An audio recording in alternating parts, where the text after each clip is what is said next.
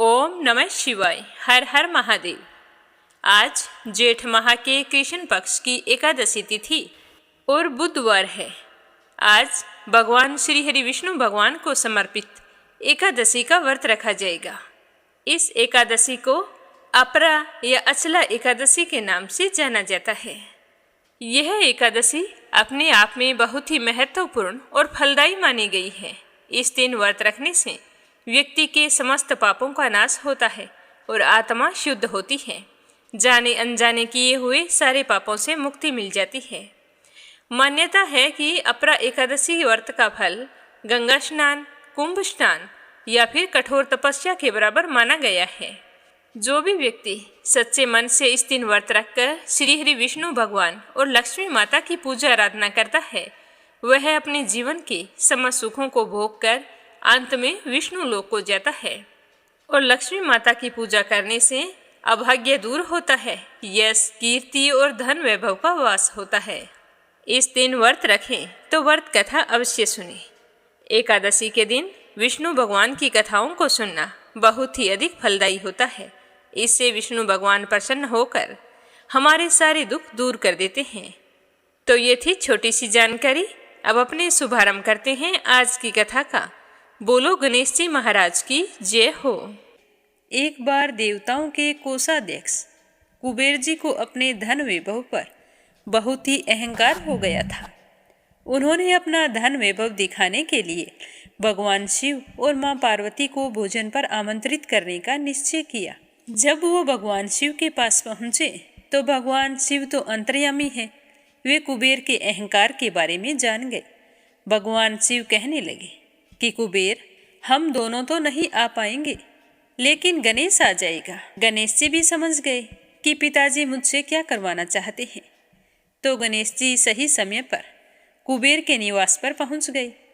कुबेर जी ने गणेश जी को अपना धन वैभव दिखाने के लिए बहुत प्रसन्न होकर सोने चांदी के बर्तनों में भोजन परोसा और बड़े ही खुश होकर पास में बैठ गए कि अब गणेश से मुख से मेरी खूब तारीफ सुनूंगा।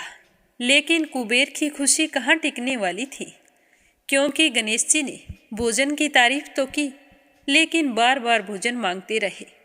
गणेश जी ने थोड़े ही समय में कुबेर की रसोई में बना हुआ सारा भोजन समाप्त कर दिया। पर गणेश जी कह रहे थे कि मेरा पेट तो अब भी नहीं भरा है, कृपया करके आप मेरे लिए भोजन और मंगवाइए। अब कुबेर कहाँ से मंगवाए? गणेश जी ने तो सारा भोजन समाप्त करवा दिया था। तो कुबेर वहाँ पर चुपचाप बैठे रहे। गणेश जी कुबेर से कहने लगे कि अगर तुम मुझे पर्याप्त भोजन नहीं करवा सकते थे तो मुझे बुलाया ही क्यों था? किस काम का है यह धन वैभव? तुम्हें पता है कि मुझे तो धन वैभव से ज़्यादा प्यारा अच्छा भोजन है। तो गणेश जी के ऐसा कहते ही कुबेर जी के सब कुछ समझ में आ गया कि गणेश जी ने यह सब कुछ मेरा अहंकार तोड़ने के लिए किया है। तो कुबेर ने हाथ जोड़कर गणेश जी भगवान से माफ़ी मांगी। तो गणेश जी बड़े ही खुश होते हुए अपने पिता के पास आकर सारा वृतांत बताया।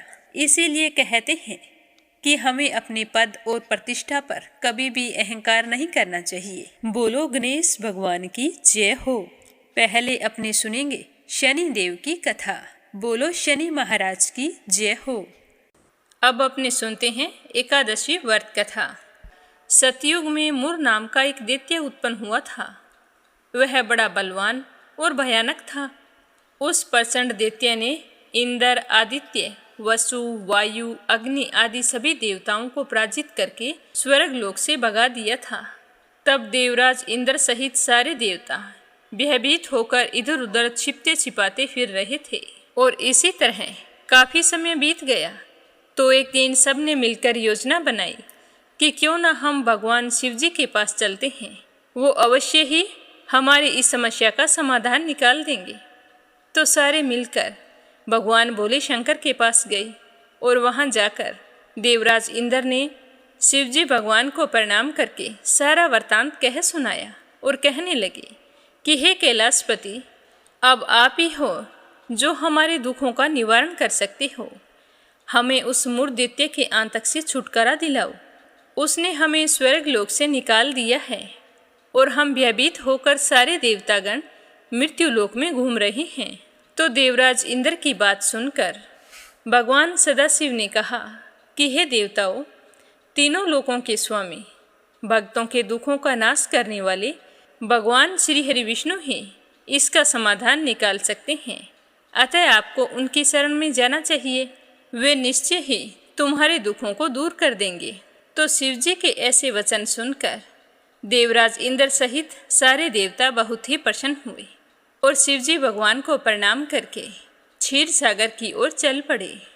वहां पहुंचकर उन्होंने भगवान मधुसूदन को शयन करते हुए देखा तो हाथ जोड़कर उनकी स्तुति करने लगे और कहने लगे कि हे देवताओं द्वारा स्तुति करने योग्य प्रभु, आपको बारंबार नमस्कार है।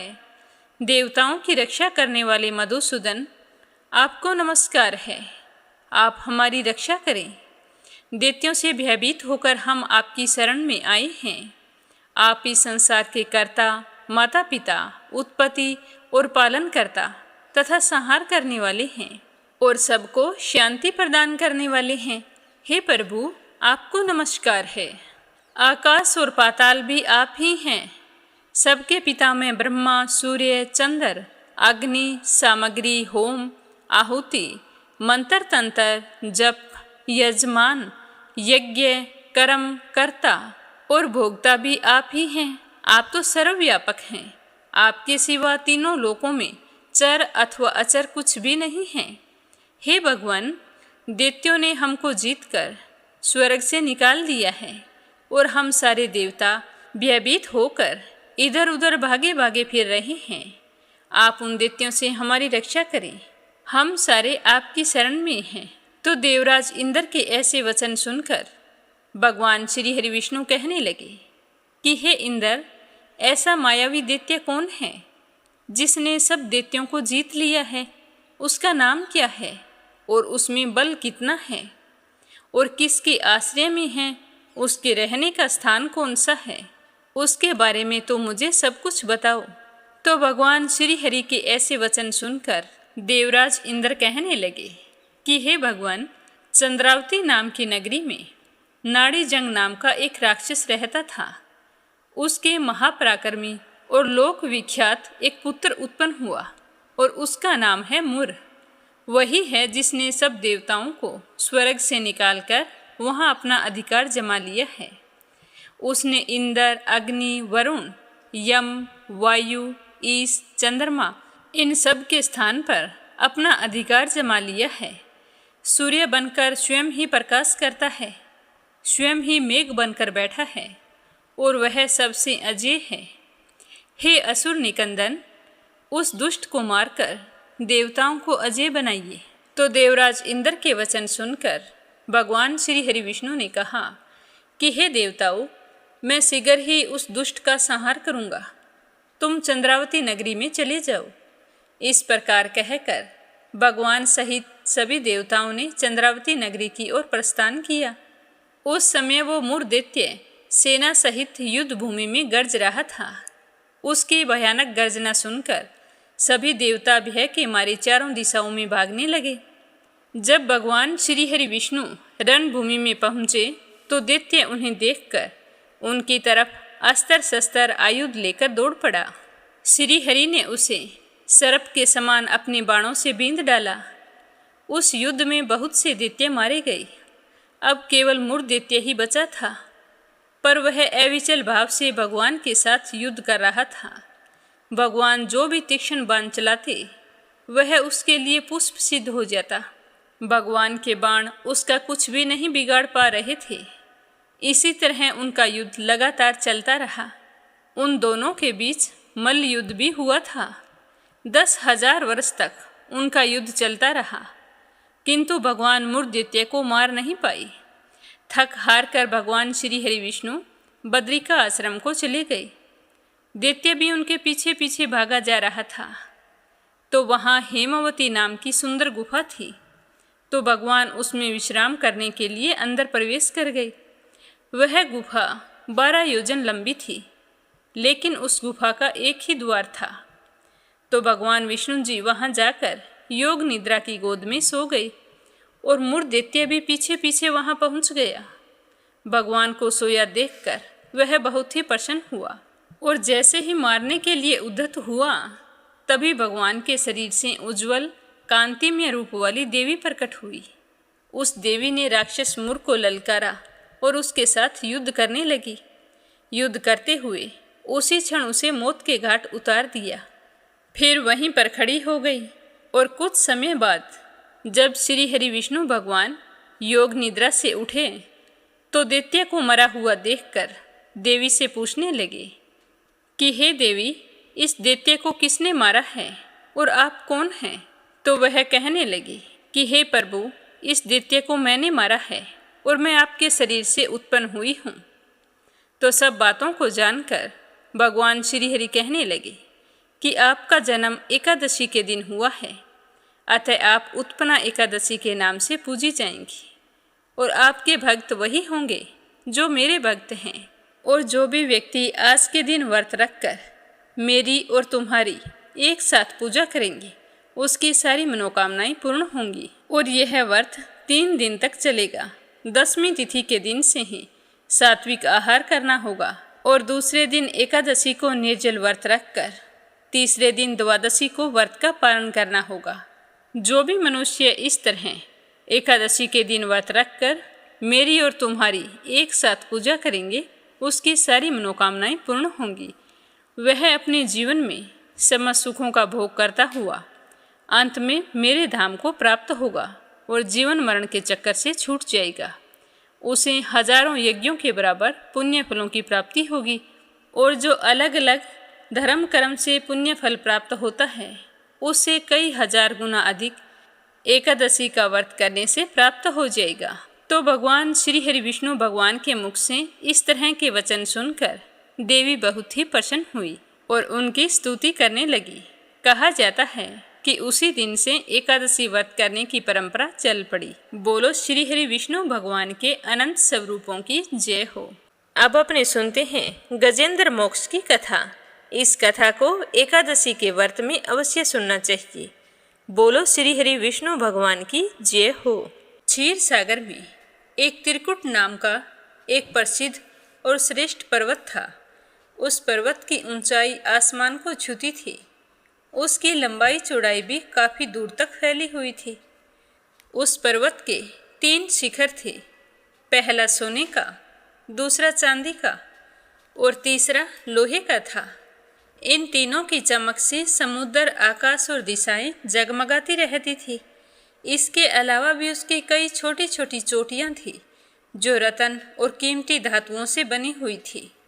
सब ओर से समुद्र की लहरें आकर इस पर्वत के निचले भाग से टकराती थी, जिससे ऐसा लगता था कि समुद्र इसके पांव पखार रहा है।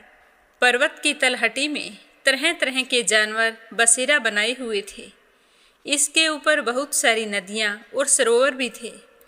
इसी पर्वतराज त्रिकूट की तराई में एक तपस्वी महात्मा रहते थे।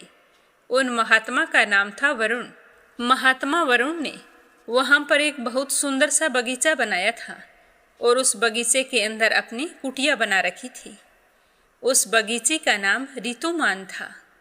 इसमें सब ओर से अत्यंत दिव्य वृक्ष शोभा पा रहे थे जो हमेशा फल फूलों से लदे रहते थे।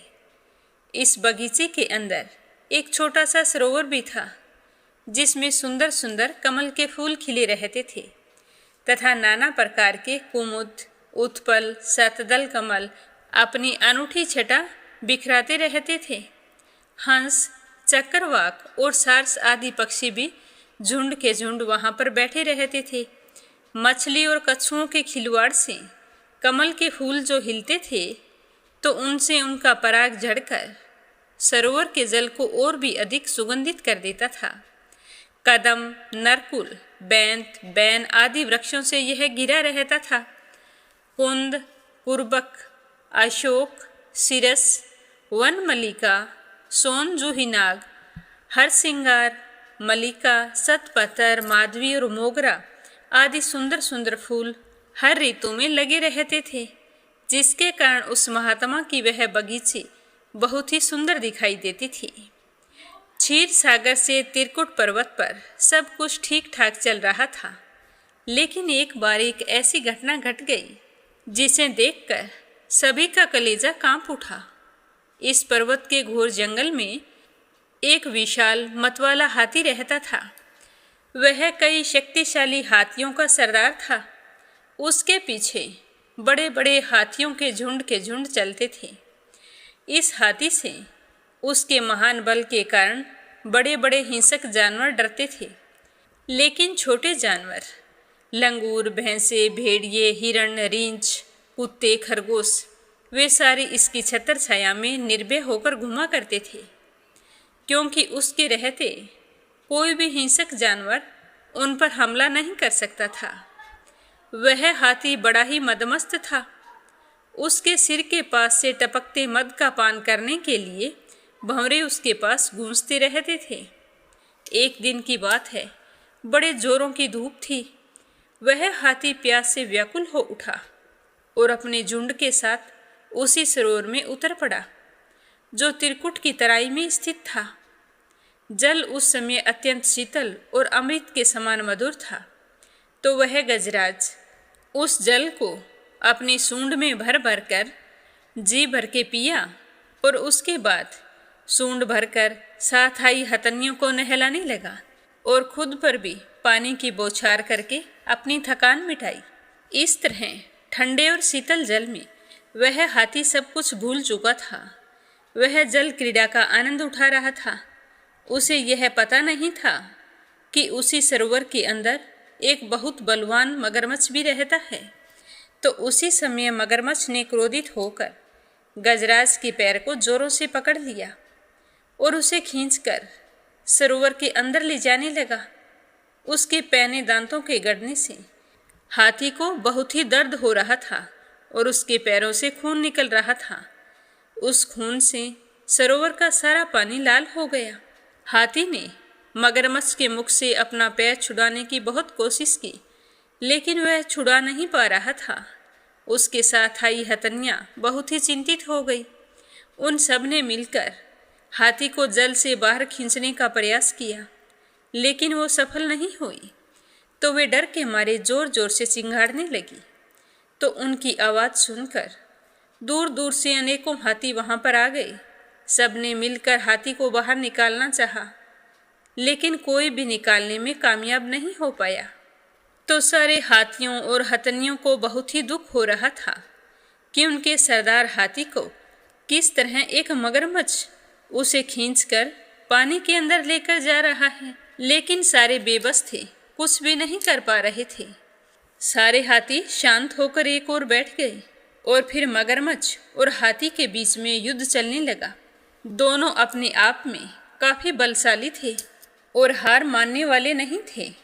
तो कभी मगरमच्छ हाथी को खींचकर पानी के अंदर ले जाता, तो कभी हाथी मगरमच्छ को खींचकर पानी के बाहर ले आता।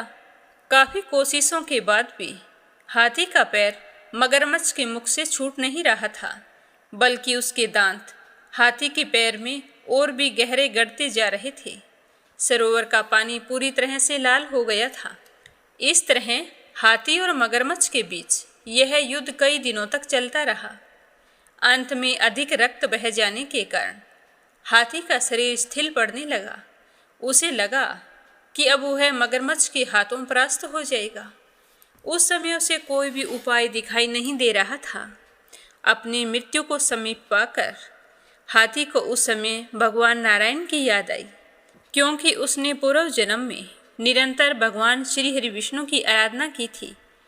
इसीलिए उसे भगवत स्मृति हो गई। तो उसने सब कुछ याद आते ही निश्चय किया कि मैं कराल काल के भय से चराचर प्राणियों के शरण्य सर्वसमर्थ प्रभु की शरण ग्रहण करता हूँ। ऐसा निश्चय करके गजेंद्र अपने मन को एकाग्र करके अपने पूर्व जन्म में सीखे हुए श्रेष्ठ स्तोत्र के द्वारा गजेंद्र मोक्ष की स्तुति करने लगा। उसने एक कमल का फूल तोड़ा और आसमान की ओर इस तरह उठाया जैसे वह उसे भगवान को अर्पित कर रहा हो। अब तक वह मगरमच्छ द्वारा खींचे जाने से सरोवर के मध्य गहरे जल में चला गया था।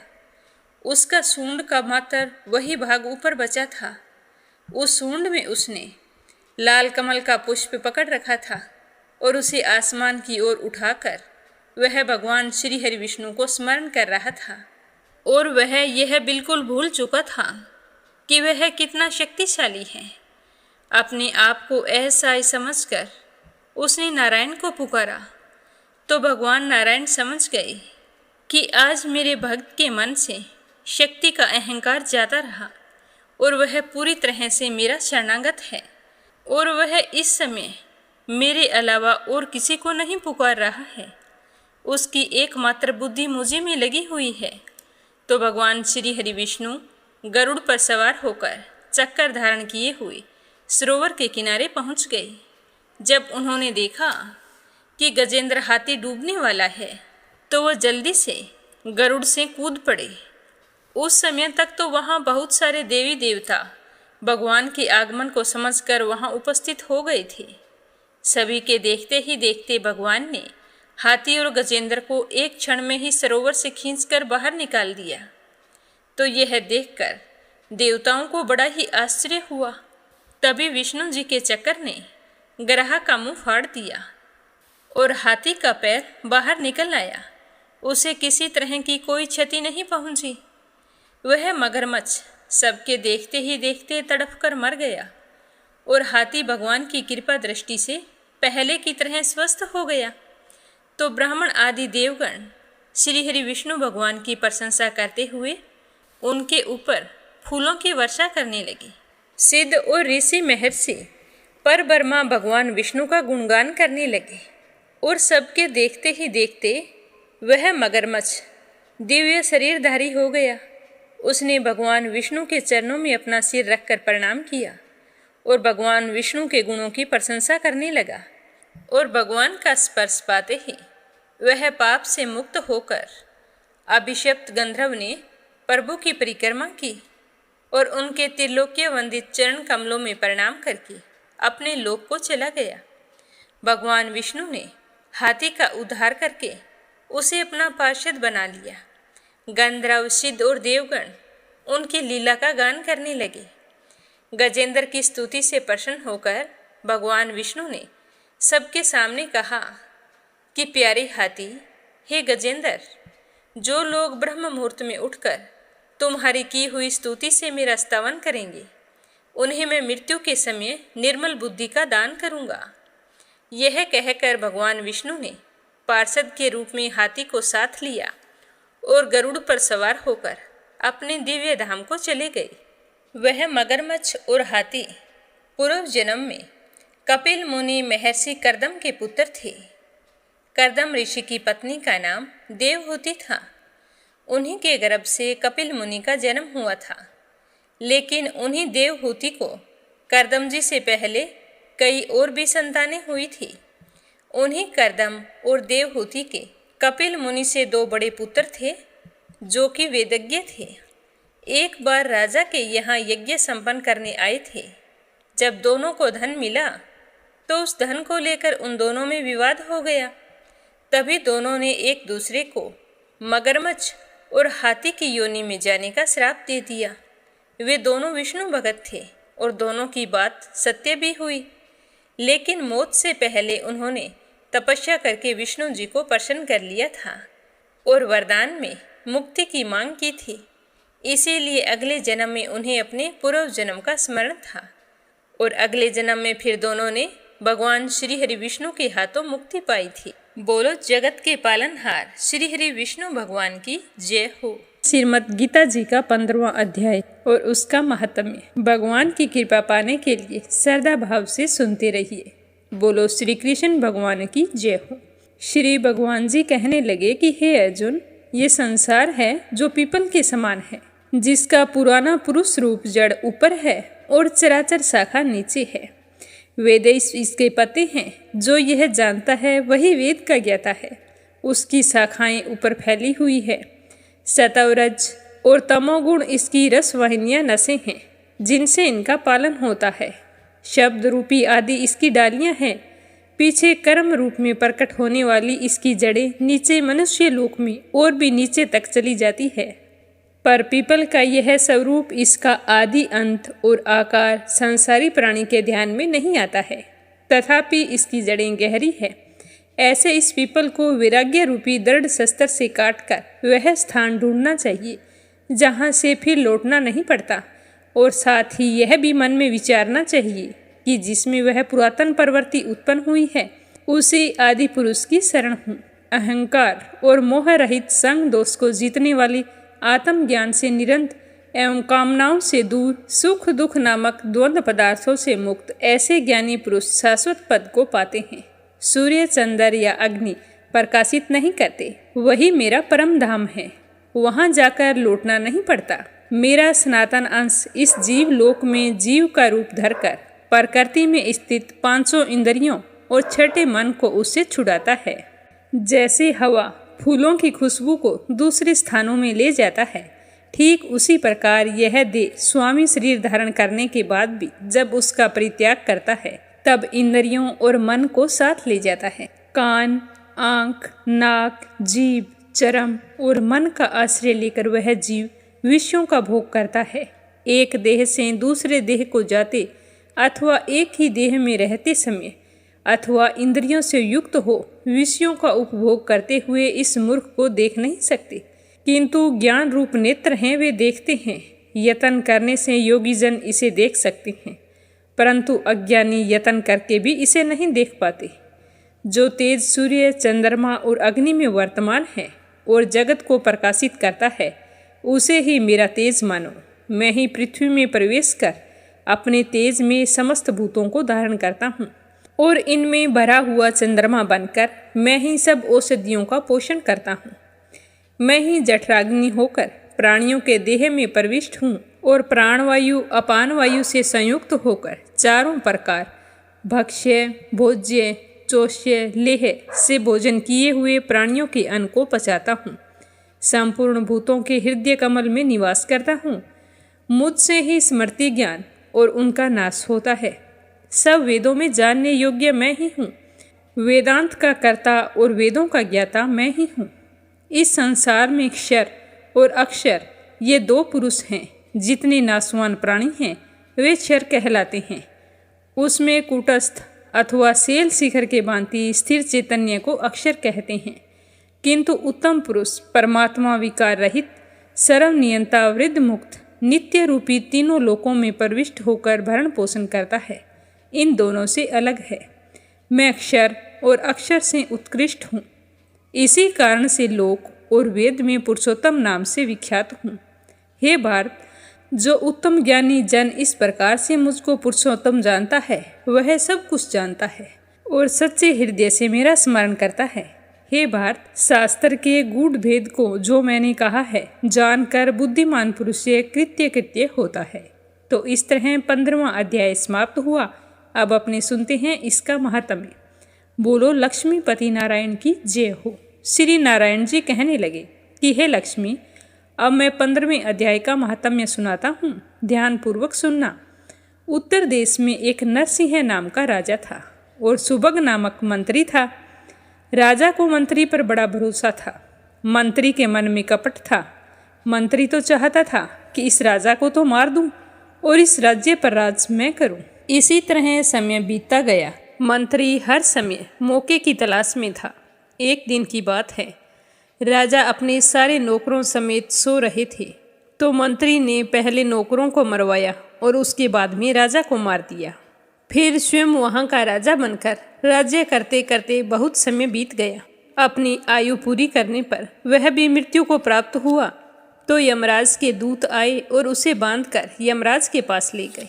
तो धर्मराज ने कहा कि हे यमदूतों, यह तो बड़ा पापी है, इसको घोर नरक में डालो। इसी प्रकार वह पापी कई नरक भोगता भोगता धर्मराज की आज्ञा से घोड़े की योनि में आ गया। संगल द्वीप में जाकर घोड़ा बना। एक बार घोड़ों का बहुत ही बड़ा सौदागर आया। वह उस घोड़े को खरीदकर अपने देश को ले गया। जब वह उस घोड़े को लेकर अपने देश पहुंचा तो वहां के राजा ने सुना कि अमुक सौदागर एक बहुत ही बड़ा घोड़ा लेकर आया है। तब राजा ने उसे बुलाया और देखकर कहा कि मैं इस घोड़े को खरीदना चाहता हूँ। तो राजा ने उस घोड़े को खरीद लिया। जब उस घोड़े को घुमाया फिराया तब राजा ने देखा कि इसने सिर फेर लिया है। तो राजा सोचने लगे कि क्या बात है, इस घोड़े ने सिर क्यों फेरा है। तब राजा ने पंडित को बुलाया और पूछा कि इस घोड़े ने हमको देखकर अपना मुंह फोड़ लिया है, इसका क्या कारण है। तो पंडित ने अपनी पोथी खोलकर बताया कि राजा, इस घोड़े ने तुमको शीश नवाया है। तो राजा ने कहा कि यह तो कोई बात नहीं। कई दिन पीछे राजा शिकार खेलने उसी घोड़े पर चढ़कर गए तो वह घोड़ा जल्दी जल्दी चलता रहा। राजा शिकार खेलते खेलते बहुत ही दूर निकल गए। उस दिन हाथों हाथ राजा ने शिकार पकड़ कर मारा तो राजा बहुत ही प्रसन्न हुए। दोपहर हो गई, राजा को प्यास लगी थी। वन में एक यति देखा जो कुटिया में बैठा था। उसके पास एक तालाब था जो जल से भरा हुआ था। तो राजा वहां जाकर घोड़े को वृक्ष से बांध दिया और कुटिया में गए तो देखा साधु अपने पुत्र को गीता के 15वें अध्याय का पाठ सिखा रहा था। वृक्ष के पत्ते पर श्लोक लिख दिया और बालक को कहा कि खेलते फिरो और साथ में इसे भी याद करो। तब वृक्ष से राजा ने घोड़ा बांधा था। उसी वृक्ष के पत्ते पर श्री गीता जी का श्लोक लिखा था। वह बालक पत्ता लेकर साथ में खेल रहा था और उसे पढ़ भी रहा था। तो उस पत्ते को घोड़े ने देखा तो तत्काल उसकी देह छूट गई, देवदेही पाई। स्वर्ग से विमान आए, उस पर बैठकर वो तो बैकुंठ को चला।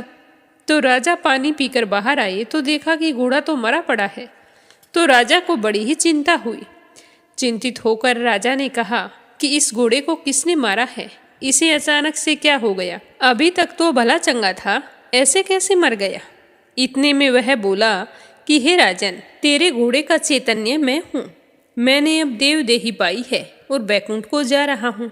तो राजा ने पूछा कि तुमने ऐसा कौन सा पुण्य किया है जो अचानक से तुम बैकुंठ को चल दिए। तो उस घोड़े ने कहा कि हे राजन, यह बात ऋषिवर से पूछो। तो राजा साधु के पास गई और जाकर पूछा कि मेरा घोड़ा अचानक से मृत्यु को प्राप्त हो गया है और उसे बैकुंठ की प्राप्ति हुई है, ये सब कैसे हुआ है, आप मुझे बताओ। तो मुनीश्वर ने कहा कि हे राजन, गीता का श्लोक लिखा हुआ पत्ता इसके आगे पड़ा है। घोड़े ने अक्षर देखे हैं तो इसी कारण घोड़े की गति हो गई है। तो राजा कहने लगे कि घोड़ा पिछले जन्म में कौन था। और घोड़े के सिर फेरने की बात भी राजा ने संत जी को बताई। तो संत जी ने कहा कि राजन, पिछले जन्म में तू राजा था और यह तेरा मंत्री था। इसने तुझे मारकर तुम्हारे राज्य पर कब्जा कर लिया और राज्य करता रहा। और तुम तो अगले जन्म में फिर से राजा बने और यह मरकर धर्मराज के पास गया। तो राजा ने इसे धिक्कार कर इस पापी को खूब नरक भुगतवाया। यह बड़े बड़े नरकों को भोगता हुआ अंत में घोड़े के जन्म में आया और संगल द्वीप से आकर तेरे पास आकर बिका। जब इसने सिर हिलाया था तब कहा था कि हे राजन, तू मुझे नहीं पहचानता, परंतु मैं तो तुझे पहचानता हूँ। यह कहकर ऋषि चुप हो गए। तो राजा ने हैरान होकर दंडवत की। इतने में वहाँ पर पीछे से राजा के सैनिक और लोग भी वहाँ पर आ गए। राजा सवार होकर अपने घर आ गए। आकर अपने पुत्र को सारा राज्य संभलाकर वन को चले गए। वहां जाकर तपस्या करने लगे और रोजाना नियम से श्री गीता जी के 15वें अध्याय का पाठ करते। तो उसके पुण्य प्रताप से राजा भी परम गति के अधिकारी हुए। बोलो लक्ष्मीपति नारायण की जय हो। समाप्त होते ही कमेंट बॉक्स में श्री कृष्ण भगवान की जय हो, लक्ष्मीपति नारायण की जय हो जरूर लिखें। अब अपने सुनते हैं भागवत कथा का आगे का अध्याय। प्रेम भाव से सुनते रहिए। बोलो श्री हरि विष्णु भगवान के अनंत स्वरूपों की जय हो। श्री सुखदेव जी कहने लगे कि हे राजन, जब देवराज इंद्र को पता लगा कि मेरी पूजा बंद कर दी गई है, तब वे नंद बाबा आदि गोपों पर बहुत ही अधिक क्रोधित हो गए। परंतु उनके क्रोध करने से क्या हो सकता था, क्योंकि उनके रक्षक तो स्वयं भगवान श्री कृष्ण जी थे। देवराज इंद्र को अपने पद का बड़ा घमंड था। वे समझते थे कि मैं ही त्रिलोकी का ईश्वर हूँ, मुझसे बड़ा कोई नहीं है। तो वे अत्यधिक क्रोध से तिल मिलाकर प्रलय करने वाले मेघों के सामर्तक नामक गण को वृक्ष पर चढ़ाई करने की आज्ञा दे दी और कहने लगे कि इन जंगली ग्वालों को इतना घमंड, सचमुच यह धन का ही नशा है। देखो तो सही, एक साधारण से मनुष्य कृष्ण के कहने पर इन्होंने मेरी पूजा बंद करके मेरा कितना बड़ा अपमान किया है। मैं इस अपमान को सहन नहीं करने वाला हूँ, इसका मुंह तोड़ जवाब दूंगा। जैसे पृथ्वी पर बहुत से मंदबुद्धि पुरुष भव सागर से पार जाने के सच्चे साधन ब्रह्मा विद्या को छोड़ देते हैं और नाम मात्र की टूटी हुई नाव से कर्ममय यज्ञों से इस घोर संसार सागर को पार करना चाहते हैं, ठीक उसी प्रकार तो ये कर रहे हैं। कृष्ण बकवादी, नादान, अभिमानी और मूर्ख होने पर भी अपने आप को बड़ा ज्ञानी समझता है। वह स्वयं मृत्यु का ग्रास है, फिर भी उसी का सहारा लेकर इन लोगों ने मेरा बहुत बड़ा अपमान किया है। एक तो ये यों ही धन के नशे में चूर हो रहे थे और दूसरा कृष्ण ने इसे बढ़ावा दे दिया। लेकिन मैं ऐसा होने नहीं दूंगा, मैं मेरे अपमान का बदला जरूर लूंगा। अब तुम लोग जाओ और इनके धन के घमंड और सारी हेकड़ी धूल में मिला दो तथा उनके पशुओं का संहार कर डालो। मैं भी तुम्हारे पीछे पीछे ऐरावत हाथी पर चढ़कर नंद के वृक्ष का नाश करने के लिए महापराक्रमी मृत गुणों के साथ आ रहा हूँ। इस तरह बताते हुए श्री सुखदेव जी कहने लगे कि हे राजन, देवराज इंद्र ने इस प्रकार प्रलय के मेघों को आज्ञा दे दी, उनके बंधन खोल दिए। अब वे बड़े वेग से नंद बाबा के वृक्ष पर चढ़ आए और मूसलाधार पानी बरसाकर सारे वृक्ष को पीड़ित करने लगे। चारों ओर बिजलियां चमकने लगी, बादल आपस में टकराकर बहुत जोरों से कड़कने लगे और प्रचंड आंधी की प्रेरणा से वे बड़े बड़े ओले बरसाने लगे। इस प्रकार जब दल के दल बादल बार बार आकर खंबे के समान मोटी मोटी धाराएं गिराने लगे, तब वृक्ष भूमि का हर कोना पानी से भर गया और कहाँ से ऊंचा है कहाँ से नीचा है इस बात का पता चलना भी कठिन हो गया। उसकी वजह से सभी लोगों को बड़ी ही समस्या होने लगी। मूसलाधार वर्षा तथा झंझावत के झपाटे से हर पशु ठिठुरने और कांपने लगे। ग्वाल और ग्वालिनी भी ठंड के मारे अत्यंत व्याकुल हो गई।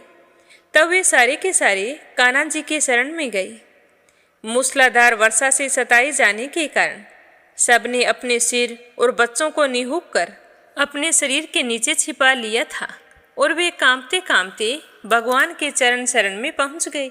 वहां जाकर कहने लगे कि प्यारे श्री कृष्ण, तुम तो बड़े भाग्यवान हो।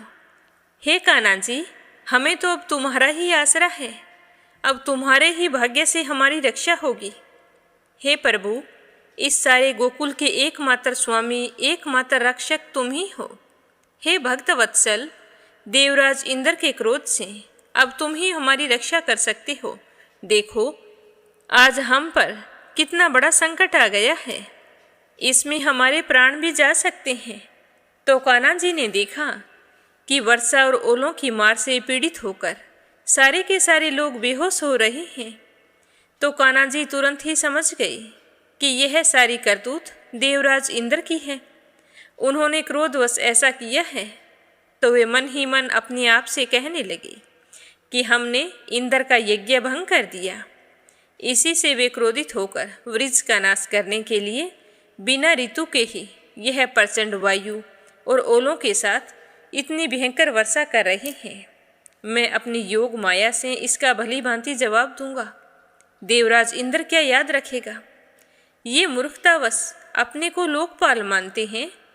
आज मैं इनका ऐश्वर्य, धन का घमंड और अज्ञान सब कुछ चूर चूर कर दूंगा। देवता लोग तो स्तव प्रधान होते हैं, इनमें अपने ऐश्वर्य और पद का अभिमान नहीं होना चाहिए, लेकिन देवराज इंद्र में तो है।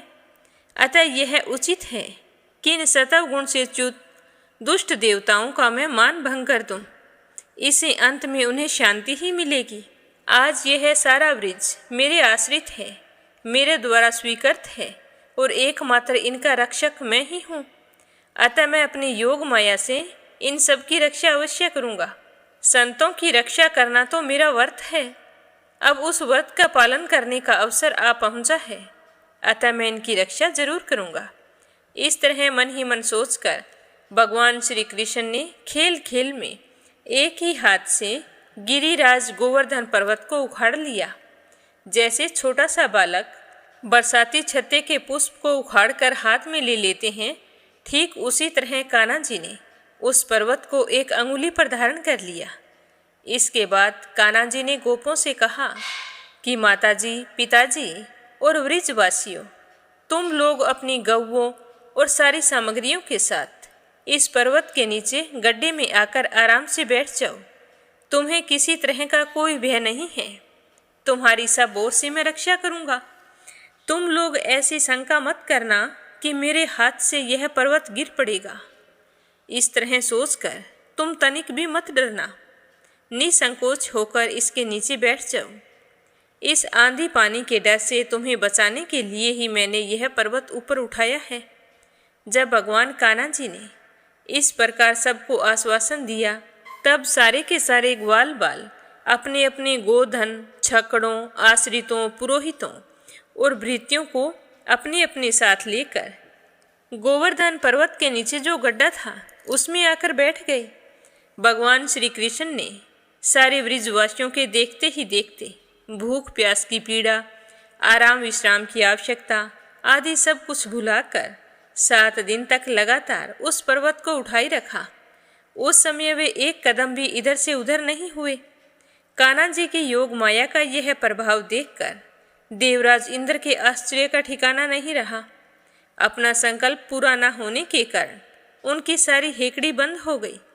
वे हैरान हो गए। उनका घमंड चूर चूर हो चुका था। इसके बाद उन्होंने मेघों को अपने आप वर्षा करने से रोक दिया। तो वर्षा के रुकते ही कान्हा जी ने देखा कि भयंकर आंधी और घनघोर वर्षा बंद हो गई है। आकाश से बादल छंट गए हैं, सूर्य दिखाई देने लगा है। तब उन्होंने गोपों से कहा कि मेरे प्यारे गोपों, अब तुम लोग निडर हो जाओ। अपनी स्त्रियों, गोधन तथा बच्चों के साथ बाहर निकल आओ।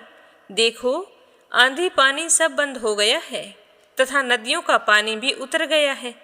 तो भगवान की ऐसी आज्ञा पाकर सारे गोप अपने अपने गोधन, स्त्रियों और बच्चों, बूढ़ों के साथ लेकर अपनी सामग्री छकड़ों पर लादकर धीरे धीरे उस पर्वत के नीचे से बाहर निकल आई।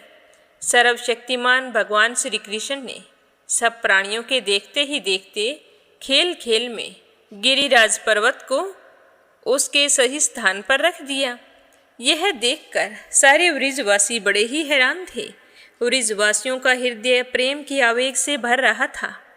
पर्वत को रखते ही वे कान्हा जी के पास दौड़ कर आए। कोई उन्हें हृदय से लगाने लगा, कोई माथा चूमने लगा। सबने उनका सत्कार किया। बड़ी बूढ़ी गोपियों ने बड़े आनंद और स्नेह से दही, चावल, जल आदि से उनका मंगल तिलक किया और उन्मुक्त हृदय से शुभ आशीर्वाद दिए। यशोदा रानी, रोहिणी जी, नंद बाबा और बलवानों में श्रेष्ठ बलराम जी ने स्नेह आतुर होकर श्री कृष्ण को हृदय से लगा लिया तथा खूब आशीर्वाद दिया। इस तरह बताते हुए श्री सुखदेव जी कहने लगे कि उस समय आकाश में स्थित देवता, साध्य, सिद्ध, गंधर्व और चारण आदि प्रसन्न होकर भगवान की स्तुति करते हुए उनके ऊपर फूलों की वर्षा करने लगे। हे राजन, स्वर्ग लोक में देवता लोग शंख और नगाड़े बजाने लगे। तुम्बरू आदि गंधर्वराज भगवान की मधुर लीला का गान करने लगे। इसके बाद भगवान श्री कृष्ण ने वृज की यात्रा की। उनके बगल में बलराम जी चल रहे थे। उनके प्रेमी ग्वाल बाल उनकी सेवा कर रहे थे। उनके साथ ही प्रेममयी गोपियां भी अपने हृदय को आकर्षित करने वाले कान्हा जी के उस चमत्कार की लीला का गान करती हुई बड़े आनंद से वृज में लौट आई। वृज के सारे गोप कान्हा जी के ऐसे अलौकिक कर्म को देखकर बड़े आश्चर्य में पड़ गए। उन्हें भगवान की अनंत शक्ति का तो पता नहीं था। वे इकट्ठे होकर आपस में इस तरह बातें करने लगे कि इस बालक के ये कर्म बड़े ही अलौकिक हैं और इसका हमारे यहाँ जन्म लेना इसके लिए तो बड़ी निंदा की बात है, क्योंकि हम तो गंवार हैं, कुछ भी नहीं जानते हैं, गोधन करके अपना पेट पालते हैं। और यह कितना तेजस्वी बालक है। भला यह कैसे उचित हुआ? कौन सा पुण्य कर्म था जिसकी वजह से आज ये हमारे बीच में हमारी रक्षा कर रहा है? जैसे गजराज कोई कमल उखाड़कर उसे ऊपर उठा ले और धारण करे। वैसे ही इस नन्हे से बालक ने 7 वर्ष की उम्र में ही एक ही अंगुली से गोवर्धन गिरिराज को उखाड़ लिया था और 7 दिनों तक उठाई रखा। यह चमत्कार नहीं है तो और क्या है। एक दूसरे से कहने लगे कि क्या तुम्हें नहीं लगता कि यह कोई साधारण मनुष्य तो नहीं कर सकता, तो हमारे कान्हा जी जरूर भगवान का ही अवतार है। जब हमारा कान्हा नन्हा सा था उस समय बड़ी भयंकर राक्षसी पूतना आई थी और इसने आंख बंद किए किए ही उसका स्तन तो पिया, साथ में उसके प्राण भी पी लिए। जैसे काल शरीर की आयु को निगल जाता है और उस राक्षसी को मार दिया। जिस समय यह केवल 3 महीने का था और छकड़े के नीचे सोकर रो रहा था, उस समय उसने रोते रोते एक पांव ऐसा उछाला कि उसकी ठोकर से वह बड़ा भारी छकड़ा उल्टकर गिर ही पड़ा। यह चमत्कार नहीं है तो और क्या है। तभी दूसरा गोप कहने लगा कि उस समय यह 1 वर्ष का था जब दैत्य बवंडर के रूप में इसे बैठे बैठे आकाश में उड़ाकर ले गया था। तुम सब जानते ही हो कि इसने उस तृणावर्त दैत्य को गला घोंटकर मार डाला था। उस दिन की बात तो सभी जानते हैं कि माखन चोरी करने पर यशोदा रानी ने इसे उखल से बांध दिया था और यह घुटनों के बल बकेयां खींचते खींचते उन दोनों विशाल अर्जुन वृक्षों के बीच से निकला था और उन वृक्षों के बीच में हमारे कान्हा का ऊँखल फंस गया और इसने खेल ही खेल में उन दोनों वृक्षों को उखाड़ डाला था। यह चमत्कार नहीं है तो और क्या है। तभी दूसरा गोप कहने लगा कि जब यह ग्वाल बाल और बलराम जी के साथ बछड़ों को चराने के लिए वन में गया हुआ था, उस समय इसको मारने के लिए एक दैत्य बगुले के रूप में आया था और इसने दोनों हाथों से उसके दोनों ठोर पकड़कर तिनके की तरह उसे चीर डाला था। जिस समय इसको मार डालने की इच्छा से एक दैत्य बछड़े के रूप में बछड़ों के झुंड में घुस गया था, उस समय इसने उस दैत्य को खेल खेल में मार डाला था और उसे केथ के पेड़ों पर पटक पटक कर उन पेड़ों को भी गिरा दिया था। तभी दूसरा गोप कहने लगा कि हमारे कान्हा ने बलराम जी के साथ मिलकर गधे के रूप में रहने वाले देहनकासुर तथा उसके भाई बंधुओं को मार डाला था और पके हुए फलों से पूर्ण ताल वन को सबके लिए आजाद कर दिया था और इसी बलशाली बलराम जी के द्वारा क्रूर प्रलंबासुर को मरवा डाला तथा दावानल से गौओं और ग्वाल बालों की रक्षा की थी। तभी दूसरा गोप कहने लगा कि अरे ये तो सबको पता है, क्या आपको याद है यमुना जल में रहने वाला कालिया नाग कितना जहरीला था, परंतु इसने उसका भी मान मर्दन करके उसे बलपूर्वक वहां से निकाल दिया और यमुना जी का जल सदा के लिए विष रहित और अमृतमय बना दिया।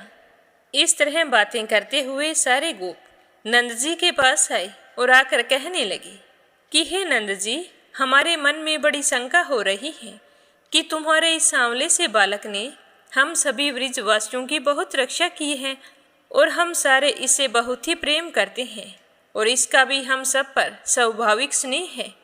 क्या आप बतला सकते हैं कि इसका कारण क्या है। कहाँ तो यह 7 वर्ष का नन्हा सा बालक और कहाँ इतने बड़े गिरिराज को 7 दिनों तक उठाए रखा।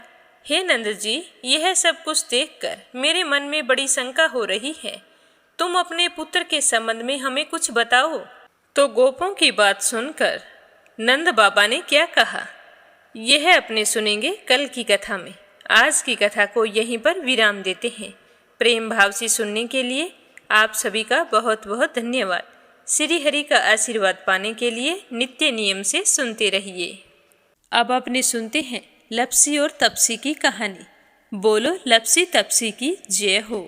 बहुत पुराने समय की बात है। एक गांव में एक ब्राह्मण परिवार रहा करता था। उसमें पति पत्नी के अलावा उनके 2 बच्चे थे। एक बेटा था, एक बेटी थी।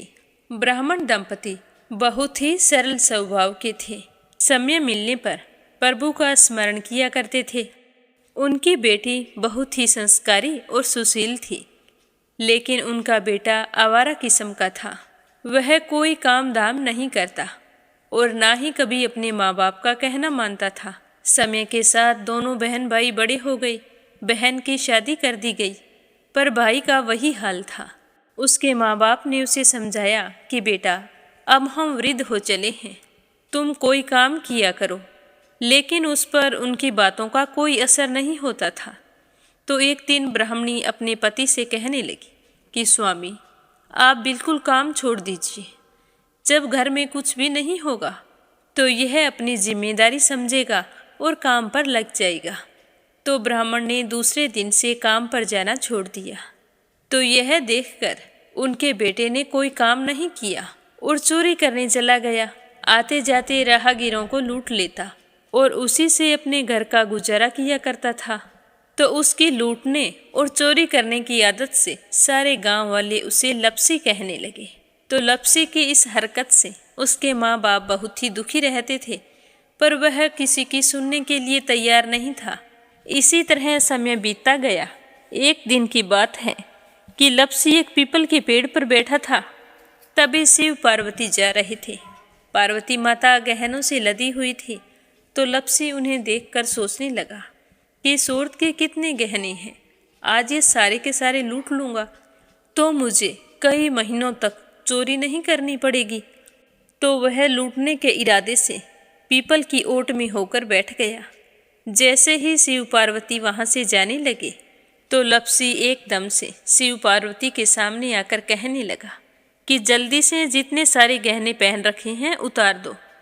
तो पार्वती माता कहने लगी कि तुम चोरी क्यों करती हो, तुम्हें पता है चोरी करना पाप है। तो लपसी कहने लगा कि क्या करूं, घर पर मेरे माँ बाप हैं, मेरी एक भांजी है, उनके लिए दोनों समय भोजन की व्यवस्था कहाँ से करूं, मुझे कोई काम तो आता नहीं है। तो लपसी की बात सुनकर पार्वती माता कहने लगी कि तुम जो चोरी करके पाप करते हो, इस पाप का भागी कौन बनेगा। तो लपसी कहने लगा कि मेरे घर वाले सारे बनेंगे। तो पार्वती माता कहने लगी कि कोई नहीं बनेगा, पाप के भागी केवल तुम बनोगे। तो लपसी कहने लगा कि मैं लूट खोस कर उन्हीं के लिए लेकर जाता हूँ, तो पाप के भागी तो उन्हें बनना ही पड़ेगा। तो लपसी की बात सुनकर पार्वती माता ने हंसकर कहा कि हम यहीं पर बैठे हैं और तुम अपने घर जाओ, अपने घर वालों से पूछो कि कोई तुम्हारे पाप का भागी बनेगा क्या। तो यह सुनकर लपसी भागा भागा अपने घर आया और अपनी माँ के पास गया और कहने लगा कि माँ, मैं चोरी करके लाता हूँ, राह चलते राहगीरों को लूटता हूँ, तुम्हारे लिए ही तो करता हूँ। तो तुम मुझे एक बात बताओ, चोरी करने से जो पाप लगता है तो आप मेरे पाप के भागी बनोगे। तो लपसी की बात सुनकर उसकी माँ कहने लगी कि बेटा, मैंने तो तुमसे नहीं कहा कि तुम चोरी करके लाओ, तुम कमा कर लाओ, हमें तो 2 वक्त की रोटी चाहिए, मैं तो तुम्हारी पाप की भागी नहीं बनूंगी। तो माँ के मुंह से इस तरह की बात सुनकर लपसी तो हैरान हो गया। फिर वह अपने पिताजी के पास गया और जाकर कहने लगा कि पिताजी, मैं जो कुछ भी लूट खोस के लाता हूँ वो आपके लिए ही तो लाता हूँ। देखो मैंने लूट कर कितना धन इकट्ठा कर लिया है, कितने ऐशो आराम है तुम्हारे। अगर मैं चोरी नहीं करता तो क्या ये सब हमें मिलता। पिताजी, मैं तुमसे एक बात पूछता हूँ कि चोरी करने से पाप लगता है, तो उस पाप में आप मेरे भागीदार बनोगे क्या। तो लपसी की बात सुनकर उसके पिताजी कहने लगे कि बेटा, मैंने नहीं कहा कि तुम चोरी करके लाओ, तुम कमा कर लाओ, मैं तुम्हारे पाप का भागी नहीं बनूंगा। तो माँ बाप के मुंह से इस तरह की बात सुनकर वह बहुत ही उदास हुआ और सोचने लगा कि मैं कितने महीनों से चोरी कर रहा हूँ, ना जाने मुझ पर कितना पाप चढ़ गया है, और ये तो बोल रहे हैं कि पाप के भागी हम नहीं बनेंगे, तो अब क्या होगा। तो वह बड़े ही दुखी मन से शिव पार्वती से मिलने के लिए चल पड़ा। जैसे ही घर से बाहर निकलने लगा तो उसकी छोटी सी भांजी दरवाजे पर खेल रही थी। उसे पता नहीं था कि पाप पुण्य क्या होता है। तो वो कहने लगी कि मामा, पाप की भागी मैं बनूंगी। तो उसके इस तरह कहते ही लपसी ने उसे गोद में उठाया और चल पड़ा। शिवजी भगवान और पार्वती माता के पास जाकर कहने लगा कि घर वालों ने पाप का भागी बनने से मना कर दिया है, और एक यही है जो पाप की भागी बनने को तैयार है। फिर लप्सी बड़े ही दीन स्वर में कहने लगा कि हे भगवान, मैं समझ गया हूँ कि चोरी करना पाप है। आज तक जो मैंने काम किया वो बहुत ही गलत था, लेकिन अब मैं इसका प्रायश्चित करना चाहता हूँ। अब तुम ही बताओ, मुझे मेरे पापों से मुक्ति कैसे मिलेगी? तो उसकी बात सुनकर शिव पार्वती बहुत ही खुश हुए और लप्सी को कच्चे सूत का एक छोटा सा गोला देते हुए कहा कि लप्सी, ये सूत लो और इस पीपल के चारों ओर परिक्रमा लगाओ। जब यह सूत समाप्त हो जाएगा तब तुम्हारे सारे पाप नष्ट हो जाएंगे। तो यह सुनकर लप्सी बहुत ही खुश हुआ। सोचने लगा कि छोटा सा गोला है, अभी लपेट कर घर चला जाऊंगा, उसके बाद में कभी कोई पाप नहीं करूंगा। फिर उसने अपनी बांजी को कंधे पर बैठाया और पीपल की परिक्रमा लगानी शुरू कर दी। अब भगवान का वह सूत खत्म कहाँ होने वाला था। लप्सी चक्कर लगाता गया पर वह सूत खत्म नहीं हुआ। चक्कर लगाते लगाते 1 महीने, 6 महीने, साल, पूरे 12 साल बीत गए, पर वह सूत खत्म नहीं हुआ। 12 साल बाद एक बार फिर शिव पार्वती जी वहाँ से गुजर रहे थे तो पार्वती माता ने कहा कि स्वामी, चलो लप्सी को चलकर देखते हैं। तो शिवजी कहने लगे, वो चोरी करने वाला, लूटने वाला कब का चला गया होगा? तो पार्वती माता कहने लगी कि नहीं स्वामी, चलकर देखने में क्या जाता है, चलो एक बार देखते हैं। तो शिव पार्वती जी जैसे ही पीपल वृक्ष के पास आए तो देखा कि लप्सी तो अब भी चक्कर लगा रहा है। वहाँ चारों ओर गहरी खाई हो गई है और लप्सी की बड़ी बड़ी दाढ़ी, मूंछें, नाखून बढ़ गए हैं। तो यह देखकर पार्वती माता ने कहा कि देखो स्वामी, आप तो कह रहे थे कि वो कब का ही चला गया, देखो इसके मन में सच्ची भक्ति है। तो पार्वती की बात सुनकर शिवजी ने कहा कि चलो अभी देख लेता हूँ। तो यह कहकर शिवजी ने एक सोने का कड़ा लप्सी के आगे फेंक दिया। तो लप्सी ने झट से उसके ऊपर पैर कर लिया। फिर अचानक से उसका ध्यान शिव पार्वती जी की ओर गया तो वो हाथ जोड़कर कहने लगा कि भगवान, अब तो मेरे पाप समाप्त हो गए होंगे, आप मुझे यहाँ से जाने की आज्ञा दीजिए। आपका यह सूत अभी तक खत्म नहीं हुआ है। तो शिवजी भगवान ने कहा कि तुम्हारे पाप कर्म भी अभी तक पूरे नहीं हुए हैं। तो शिवजी की बात सुनकर लप्सी कहने लगा कि भगवान, मुझे पूरे 12 वर्ष हो गए हैं आपकी भक्ति करते करते, और अब भी आप मुझ पर शक कर रहे हैं। तो शिवजी ने कहा कि अपना पैर उठाओ। तो जैसे ही लप्सी ने अपना पैर उठाया तो उसके पैर के नीचे सोने का कड़ा था।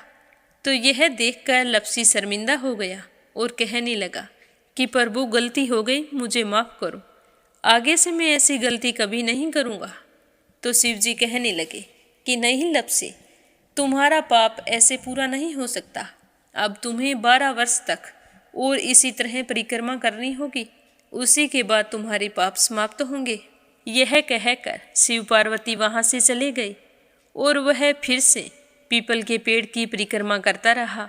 करते करते 12 साल बीत गए। 12 साल बाद में शिव पार्वती जी वहाँ पर आए तो उन्होंने देखा कि आज भी वो वहीं पर चक्कर लगा रहा है। तो शिवजी ने फिर उसके सामने सोने की अंगूठी फेंकी पर उसने कोई ध्यान नहीं दिया। तो शिवजी भगवान प्रसन्न होकर कहने लगे कि हे लप्सी, आज से तुम मेरी तपस्या करके तपसी बन गए हो। मैं तुम्हें वरदान देता हूँ कि तुम अपने जीवन में सारे सुखों को प्राप्त करेगा। और तूने 24 बरस तक मेरी भक्ति की है, इसका फल भी तुझे अवश्य मिलेगा। जो भी औरत गाय और कुत्ते की रोटी नहीं बनाएगी, उसका पुण्य फल तुम्हें मिलेगा। आंगन लीप कर दहलीज नहीं लीपेगी तो उसका पुण्य फल भी तुझे ही मिलेगा। अगर हमारे घर की बहन बेटी को हम सूट, तीवल या साड़ी भेंट स्वरूप देते हैं तो साथ में मोली का धागा और कुछ रुपये नहीं देंगे तो उसका पुण्य फल भी तुम्हें ही मिलेगा। अगर कोई दिए से दिया जलाएगा तो उसका पुण्य फल भी तुम्हें ही मिलेगा। अगर व्रत और पूजा पाठ में सारी कहानी सुन ले और तुम्हारी कहानी ना सुने तो उसका पुण्य फल भी तुम्हें ही मिलेगा। कहा जाता है कि तभी से सुबह पहली रोटी गाय की और सुबह की अंतिम रोटी छोटी बनाई जाती है और शाम को अंतिम रोटी बड़ी बनाई जाती है जो कुत्ते की होती है, और दिए से दिया भी नहीं जलाया जाता, और घर की बहन बेटियों को सूट और तीवल के साथ भेंट स्वरूप कुछ रुपए भी जरूर दिए जाते हैं। और उसी दिन से हर व्रत कथा के बाद में लपसी तपसी की कहानी जरूर सुनी जाती है, और कथा समाप्त होने पर कहा जाता है कि लपसी का फल लपसी को मिले, तपसी का फल तपसी को मिले। हमारी पूजा पाठ का, हमारे व्रत का और हमारी कहानी का पुण्य फल हमें मिले। बोलो लपसी तपसी की जय हो। तो ये थी लपसी और तपसी की कहानी। लपसी तपसी दो भाई नहीं थे, लपसी और तपसी एक ही आदमी का नाम था। लूट कर लाता था, इसीलिए उसे लपसी के नाम से पुकारते थे, और फिर भगवान की तपस्या करने के कारण उसे तपसी के नाम से जाना जाने लगा। बोलो लपसी तपसी की जय हो। अब अपने सुनेंगे कथा सुनने वाले प्यारे श्रोताओं के नाम। आज का पहला कमेंट है संजय, सोनिया, हिताक्षी, दीपेश, मयंक हरियाणा से। दूसरा है अपराजिता मीना श्रीवास्तव नेपाल से, और तीसरा है संजना राजपूत अहमदाबाद से। सरला रानी करणपुर से, रजनी बड़ोला उत्तराखंड से, आशा शर्मा, विष्णु, ज्योति, अंशु भीलवाड़ा से, परमेश्वरी रघुवीर सिंह दिल्ली से, आशा अग्रवाल, लड्डू, मोहित, अंकुर अग्रवाल आगरा से, यूएन तिवारी, इंदिरा तिवारी लखनऊ से, श्रीमती शर्मा अलीगढ़ से, रुक्मणी शर्मा अंबाला से, अनिल कुमार टिहरी करनाल से, सीमा जोशी, रवि कुमार जोशी दिल्ली से, राधा रोहिला दिल्ली से, कमला गुरुग्राम से, पूनम यादव करेली से, रेखा धर्मेंद्र शर्मा जयपुर से, श्रीमती यशोदा, अंजलि, बबली, विक्की उड़ीसा से, नीलम जायसवाल हैदराबाद से, श्रीचंद यादव गया बिहार से, श्यामवती, सुषमा, विष्णु, कार्तिक, पूर्वी, रुपेश, गौरी, शिवम, निष्ठा हरियाणा से, मंजू चौधरी भीलवाड़ा से, दिल्ली बहादुर भंडारी, सरिता भंडारी, नम्रता भंडारी, सूरज भंडारी नेपाल से, कोमल निर्मल मुंबई मीरा रोड से, गीता गोस्वामी, सुनीता गोस्वामी, पीहू गोस्वामी मेरठ से, मीरा अग्रवाल बंगाल से, शोभा कुंवर पुरोहित अहमदाबाद से, सुनीता पंवार, कृषु पंवार मध्य प्रदेश से, श्वेता, रितेश, स्वीटी, रितु, प्रिंस, यूवी, लक्ष्मी, गुरुचरण साहो उड़ीसा से, वीना, देविका, कनिका, तुलसी वासने अलीगढ़ से, ममता कुशवाहा, तनशिक कुशवाहा, अक्षय कुशवाहा दिल्ली से, मीरा कुशवाहा, कृष्ण मुरारी कुशवाहा मोदी नगर से, सुमन कुशवाहा, निया कुशवाहा, काना कुशवाहा उत्तम नगर से, के लक्ष्मण दास उमरकोट से, लतागंज श्यामदास, बिमला नेपाल से, मीरा अग्रवाल। पुरुषोत्तम माह में 33 बाती का दीपक जलाया जाता है। अगला कमेंट है निर्मला सिसोदिया, कपिल सिसोदिया, ईशिका सिसोदिया, अंशु सिसोदिया दिल्ली से, निर्मला पांचाल करनाल से, इंदिरा रावत, मोहित रावत पलवल से, नंदा पांडुरंग पुजारी ब्रह्मपुरी महाराष्ट्र से, मंजू चौधरी दिल्ली से, सरस्वती सोनी जोधपुर से, गीता गुप्ता रुड़की से, सरला गुप्ता वाराणसी से, कमलेश भल्ला जम्मू से, शांताबेन वाघेला गुजरात के मंडल से, श्रीमती कमलेश जबलपुर से, मंजुला कपूर पंजाब से, देवी सिंह कार्तिक पायल, सौम्या, उमा रघुवंशी गजबा सोदा से, मोनी शर्मा, मिशिका जांगीड़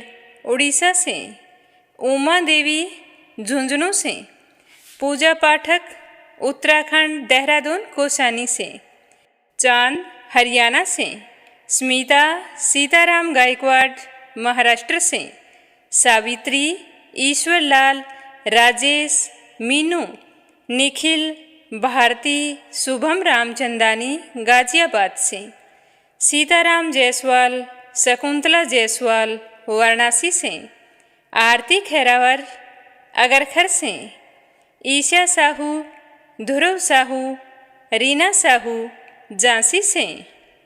आप सभी का बहुत बहुत धन्यवाद जो आप रोजाना नियम से इस चैनल पर प्रस्तुत कथाओं को सुनते हैं और कमेंट करके भी बताते हैं। तो आपसे मेरा निवेदन है कि चैनल को सब्सक्राइब करें और रोजाना प्रस्तुत होने वाली हर वीडियो को ज़्यादा से ज़्यादा अपने मित्रों और रिश्तेदारों में शेयर करें। आप सभी के सुख सौभाग्य की कामना करते हुए आज के लिए बस इतना ही। कल फिर मिलेंगे, तब तक के लिए ओम नमः शिवाय। हर हर महादेव।